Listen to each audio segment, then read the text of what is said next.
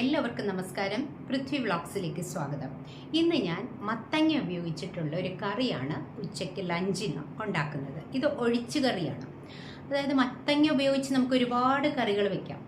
എരിശ്ശേരി, മത്തങ്ങ എരിശ്ശേരി ഞാൻ വീഡിയോ കാണിച്ചിട്ടുണ്ട്. അത് കുറച്ച് നല്ല പോലെ വ്യൂസൊക്കെ കിട്ടിയിട്ടുള്ള ഒരു കറിയാണ്. അതുപോലെ തന്നെ എനിക്ക് ഭയങ്കര ഇഷ്ടമാണ് മത്തങ്ങ എരിശ്ശേരി. അത് മുമ്പ് എപ്പോഴും വീട്ടിൽ വയ്ക്കുമായിരുന്നു. എനിക്കിഷ്ടമായതുകൊണ്ട് ഞാൻ ആ വീഡിയോയിൽ തന്നെ പറയുന്നുണ്ട്, എനിക്കിഷ്ടമായതുകൊണ്ട് വീട്ടിലമ്മ ഇടയ്ക്കിടയ്ക്കൊക്കെ ഉണ്ടാക്കുമായിരുന്നു. അത് മത്തങ്ങ എരിശ്ശേരി. പിന്നെ മത്തങ്ങ വെച്ചിട്ട് നമുക്ക് സാമ്പാറിലിടാം. സദ്യ സാമ്പാറിലൊക്കെ മത്തങ്ങ ഇടാറുണ്ട്. കേറ്ററിംഗുകാർ സാമ്പാറിൽ മത്തങ്ങ ഇടും. അതുപോലെ തന്നെ മത്തങ്ങ മുളകൂശ്യം അതും ഞാൻ ചെയ്തിട്ടുണ്ട്. ഇടയ്ക്ക് വീട്ടിൽ വയ്ക്കാറുണ്ട്. ഇതൊക്കെ നല്ല ഒഴിച്ചുകറിയാണ്. ഇനി മത്തങ്ങ ഉപയോഗിച്ച് തന്നെ തികച്ചും വ്യത്യസ്തമായിട്ടുള്ള ഒരു കറിയാണ് ഞാൻ ഉണ്ടാക്കുന്നത്. ടേസ്റ്റിൻ്റെ കാര്യത്തിൽ സൂപ്പറാണ്. നിങ്ങളിത് ഉണ്ടാക്കി നോക്കണം. ഇതിൻ്റെ ടേസ്റ്റ് കൂട്ടുന്നത് ഇതിൻ്റെ അരപ്പാണ്. അരപ്പ് ഇതെങ്ങനെയാണ് ഞാൻ ഉണ്ടാക്കുന്നതെന്നുള്ളത് നിങ്ങൾ നോക്കുക. പിന്നെ ഇതിനകത്ത് അധികം ഇൻഗ്രീഡിയൻസ് ഇല്ല. അതായത് മത്തങ്ങ, ടൊമാറ്റോ, പിന്നെ ഉള്ളി, ചെറിയ ഉള്ളി, ഇതാണ് മെയിനായിട്ട് എടുത്തിരിക്കുന്നത്. പിന്നെ ഇതിൻ്റെ അരപ്പ്, തേങ്ങ അരയ്ക്കുന്നുണ്ട്. അതിൻ്റെ കൂടെ എന്തൊക്കെയാണ് അരയ്ക്കുന്നതെന്ന് ഞാൻ കാണിച്ചു തരാം. നല്ല ടേസ്റ്റാണ്. നിങ്ങൾ ഉറപ്പായിട്ടും ഈ കറി ഉണ്ടാക്കി നോക്കണം. എന്നിട്ട് നിങ്ങളുടെ ഫീഡ്ബാക്ക് എന്നെ അറിയിക്കുകയും വേണം. അപ്പം നമുക്ക് എങ്ങനെയാണ് ഉണ്ടാക്കുന്നതെന്ന് നോക്കാം. വരൂ, നമ്മുടെ കിച്ചണിലേക്ക് വരൂ. ഇവിടെ ഞാനൊരു കഷ്ണം മത്തങ്ങ എടുത്തിട്ടുണ്ട്. ഇതൊരു 250 ഗ്രാം വരും. 3 തക്കാളി, അതിവിടെ ഉണ്ടായതാണ്. 2 പച്ചമുളക്, കുറച്ച് ചെറിയ ഉള്ളി, ഇത്രയുമാണ് എടുത്തിരിക്കുന്നത്. നമുക്കിനി മത്തങ്ങയുടെ തൊലി ചെത്തിക്കളഞ്ഞ് ഒരുവിധം വലിയ കഷ്ണങ്ങളായിട്ട്, ഒരുപാട് വലുതല്ല, കഷ്ണങ്ങളായിട്ട് കട്ട് ചെയ്തെടുക്കാം. മത്തങ്ങ നമ്മൾ തൊലി ചെത്തിക്കളഞ്ഞ് ഒരുവിധം വലിയ കഷ്ണങ്ങളായിട്ട് കട്ട് ചെയ്ത് വെച്ചിട്ടുണ്ട്. ഇനിയും ഇതെല്ലാ കഷ്ണങ്ങളും കഴുകി കുക്കറിലേക്ക് എടുക്കണം.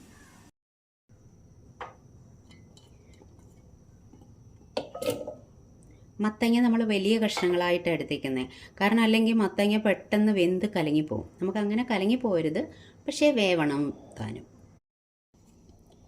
ഇനി നമ്മൾ എടുത്തു വച്ചിരിക്കുന്ന ചെറിയ ഉള്ളി ഇട്ട് കൊടുത്തു. 2 പച്ചമുളക് എടുത്തു വച്ചിരുന്നു. അത് നെടുകെ ഒന്ന് പൊളിച്ചിട്ടുണ്ട്, അതും ഇട്ട് കൊടുത്തു. ഇനി നമ്മൾ ഇട്ട് കൊടുക്കാൻ പോകുന്നത് എടുത്തു വച്ചിരുന്ന ടൊമാറ്റോ ആണ്. 3 എണ്ണം എടുത്തിട്ടുണ്ട്, മീഡിയം സൈസാണ്. അതും കൂടി ഇട്ട് കൊടുക്കാം.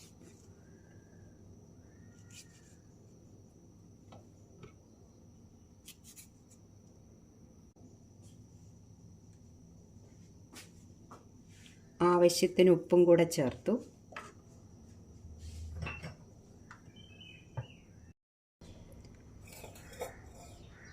നമുക്ക് ആവശ്യത്തിന് വെള്ളവും കൂടി ഒഴിച്ച് വേവിക്കാനായിട്ട് കുക്കർ അടച്ച് വയ്ക്കാം.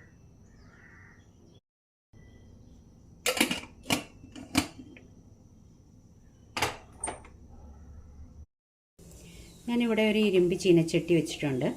അതിലേക്ക് 1 ടേബിൾ സ്പൂൺ മല്ലി, മുഴുവൻ മല്ലിയാണ്, അത് കഴുകി എടുത്തിട്ടുണ്ട്.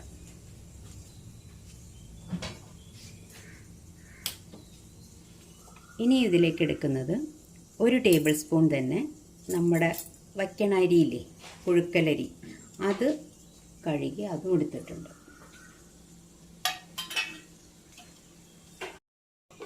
ഇത് നല്ലപോലെ ഒന്ന് വറുത്തെടുക്കണം. ഇത് അരപ്പ് തയ്യാറാക്കാൻ വേണ്ടിയിട്ടാണ്. അപ്പോൾ കഴുകിയത് കൊണ്ട് ഇതിനകത്ത് കുറച്ച് ജലാംശമുണ്ട്. അപ്പോൾ അതൊന്ന് പോകണം. അത് കഴിഞ്ഞിട്ട് ചെറിയ തീയിൽ വെച്ചിട്ട് ഫ്രൈ പോലെ മൂപ്പിച്ചെടുക്കണം. ഇത് പൊടിക്കാൻ പാകത്തിന് നല്ലപോലെ മൂപ്പിച്ചെടുക്കണം. എന്നുവെച്ചാൽ കരിഞ്ഞു പോവുകയും ചെയ്യരുത്. നല്ലപോലെ മൂത്ത് വന്നിട്ടുണ്ട്. ഇനിയിപ്പോൾ ഞാൻ സ്റ്റൗ ഓഫ് ചെയ്ത് വെച്ചു.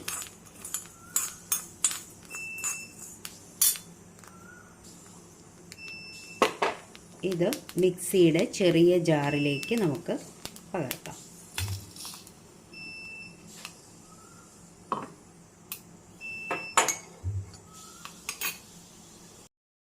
ഇനി നമുക്ക് അരപ്പിലേക്ക് എരിവിന് ആവശ്യമുള്ള മുളക് പൊടി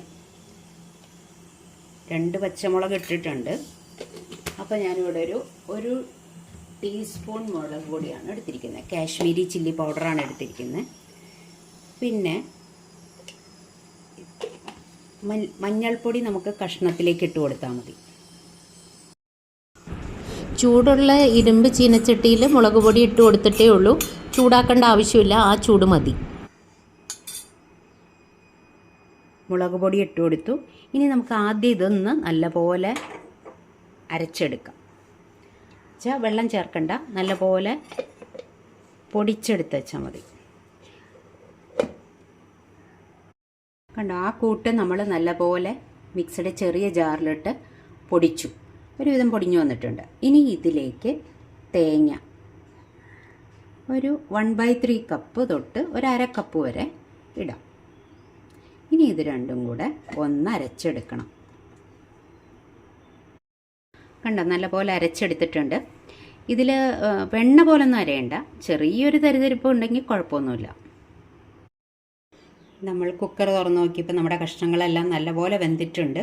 ഇനി ഇത് ഞാനിപ്പോൾ ഇവിടെ മൺചട്ടിയിലേക്ക് പകർത്തുകയാണ്.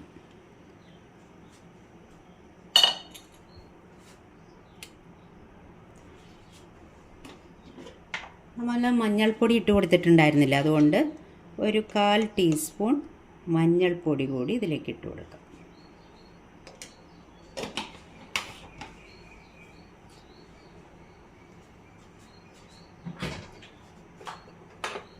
സ്റ്റവ് ഓൺ ചെയ്ത് കൊടുത്തു.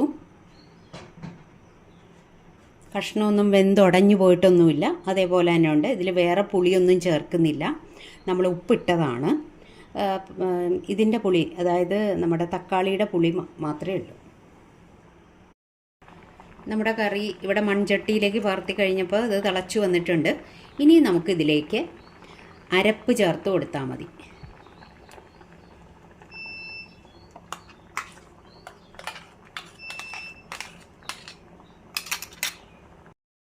അരപ്പ് ചേർത്ത് കൊടുത്തു. നമ്മുടെ കറി ഇവിടെ തിളച്ച് വന്നിട്ടുണ്ട്. കണ്ടോ, മത്തങ്ങ കഷ്ണമൊക്കെ അതുപോലെ തന്നെ ഉണ്ട്, ഉടഞ്ഞൊന്നും പോയിട്ടില്ല, പക്ഷേ വെന്തിട്ടുമുണ്ട്.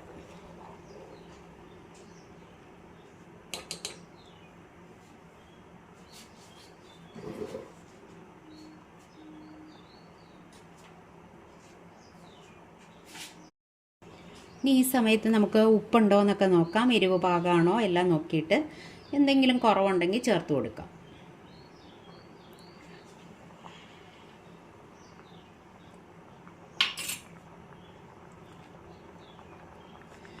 എരിവെല്ലാം പാകമാണ്, പക്ഷേ ഉപ്പ് അല്പം കുറവുണ്ട്, അത് നമുക്ക് ചേർത്ത് കൊടുക്കാം.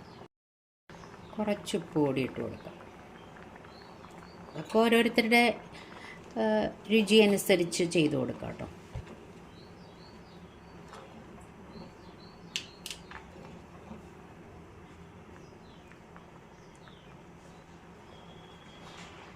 മതിയാവും.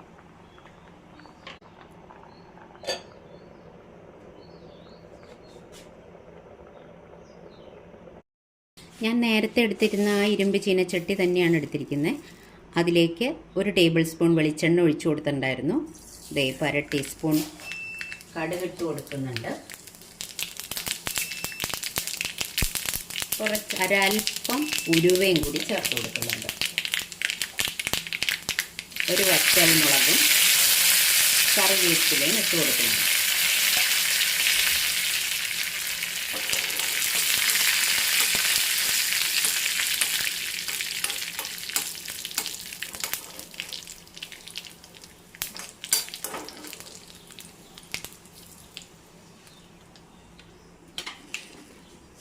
ഇത് നമ്മുടെ കറിയിലേക്ക് ഒഴിച്ച് കൊടുക്കാം.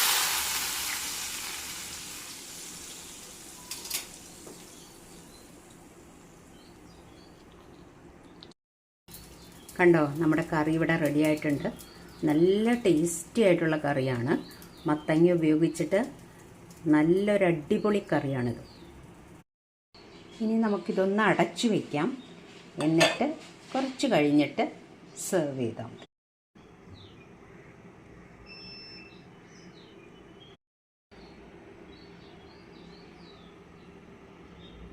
മത്തങ്ങ ഉപയോഗിച്ചിട്ടുള്ള ഒഴിച്ചുകറി കണ്ടല്ലോ. എല്ലാവർക്കും ഇഷ്ടപ്പെട്ട് കാണുമെന്ന് വിചാരിക്കുന്നു. നിങ്ങൾ ഇതുപോലെ തന്നെ ഒന്ന് ഉണ്ടാക്കി നോക്കൂ. എന്നിട്ട് നിങ്ങളുടെ ഫീഡ്ബാക്ക് എന്നെ അറിയിക്കൂ മറക്കാതെ. അപ്പോൾ അടുത്തൊരു വിഭവമായിട്ട് നമുക്ക് ഉടനെ തന്നെ കാണാം. Thank you for watching. By.